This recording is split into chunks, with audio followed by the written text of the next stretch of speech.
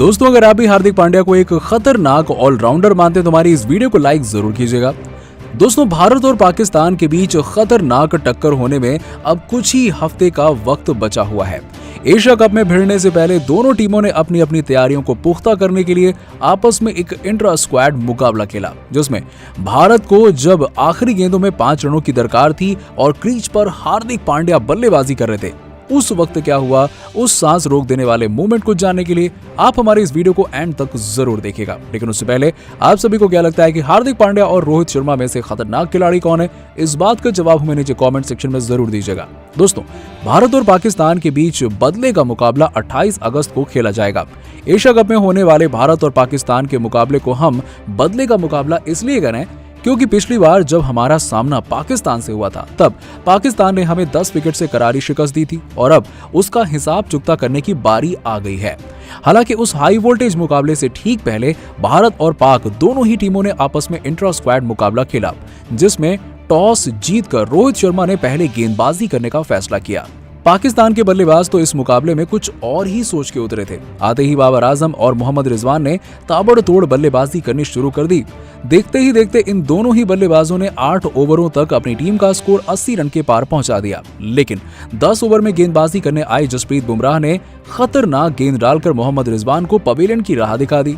हालांकि जाने से पहले मोहम्मद रिजवान ने 38 रनों की पारी खेली। दूसरी तरफ से पाकिस्तानी कप्तान बाबर आजम दमदार पारी खेल रहे थे, लेकिन 32 गेंदों में 60 रन बनाने के बाद वो भी पवेलियन लौट गए और अंतिम ओवर में फखर जमान की खतरनाक पारी की बदौलत पाकिस्तान ने भारत के सामने 220 रनों का विशालकाय लक्ष्य रख दिया, जिसमें फखर जमान ने ताबड़तोड़ 56 रनों की पारी खेली और भारत की तरफ से जसप्रीत बुमराह ने 2 विकेट लिए। दोस्तों, टीम इंडिया को जीत दर्ज करने के लिए जरूरत थी 221 रनों की और भारत की तरफ से ओपनिंग करने के लिए रोहित शर्मा के साथ मैदान पर सूर्य कुमार यादव आ गए और पाकिस्तान की तरफ से गेंदबाजी कर रहे थे शाहीन अफरीदी। दोस्तों, शाहीन अफरीदी के पहली 3 गेंदों पर ही रोहित शर्मा ने 3 चौके लगाकर एक धमाकेदार शुरुआत दी और पहले ही ओवर में 3 चौके लगा दिए और रोहित शर्मा ने टीम इंडिया को शानदार शुरुआत दिला दी। देखते ही देखते रोहित और सूर्य की जोड़ी ने भारत को पहले पावर प्ले में 70 रनों की ताबड़तोड़ शुरुआत दिला दी, जिसमें भारतीय कप्तान रोहित शर्मा ने केवल 15 गेंदों में ही ताबड़तोड़ 40 रन जड़ दिए।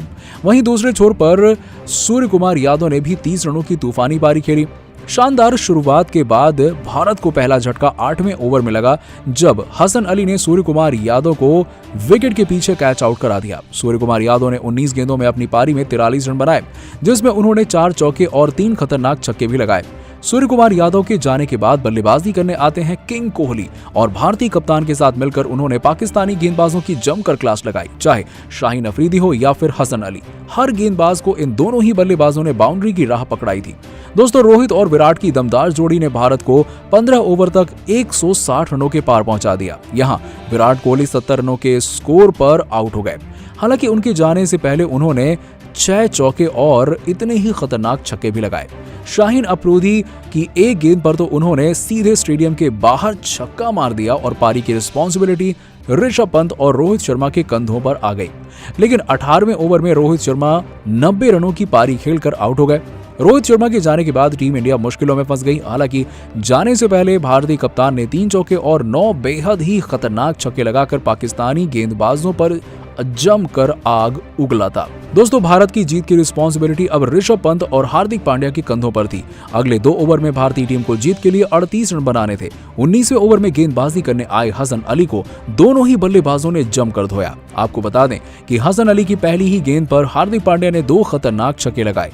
इसके बाद उनके इस ओवर में हार्दिक और पंत ने कुल मिलाकर 20 रन बनाए। फिर भी भारत को आखिरी ओवर में जीत के लिए 18 रनों की जरूरत थी। स्ट्राइक पर ऋषभ पंत थे। दोस्तों, गेंदबाजी करने आए पाकिस्तान के सबसे खतरनाक गेंदबाज शाहीन अफरीदी और अब शाहीन अफरीदी की पहली ही गेंद पर एक्स्ट्रा कवर के ऊपर से रन लगा दिया ऋषभ पंत ने और खूबसूरत चौका लगा दिया और अब भारत को अगले 5 गेंदों पर 14 रनों की दरकार थी।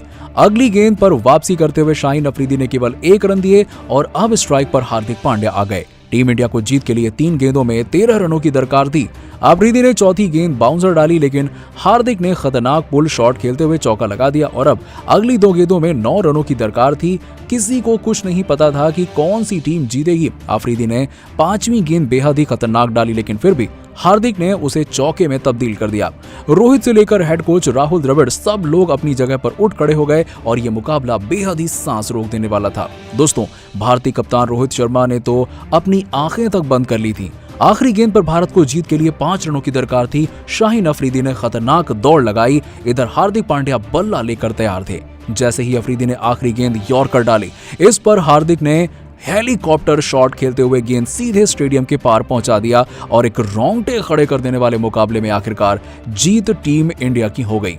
भारत ने मुकाबले को अपने नाम कर लिया और पाकिस्तान को यकीन नहीं हो पा रहा था कि ये मुकाबला भारत जीत चुका है। तो दोस्तों, भारतीय टीम की शानदार जीत को आप 10 में से कितने नंबर देंगे, इस बात का जवाब हमें नीचे कमेंट सेक्शन में जरूर दीजिएगा और ऐसी ही खबरों के लिए सब्सक्राइब कीजिए हमारे YouTube चैनल को। धन्यवाद।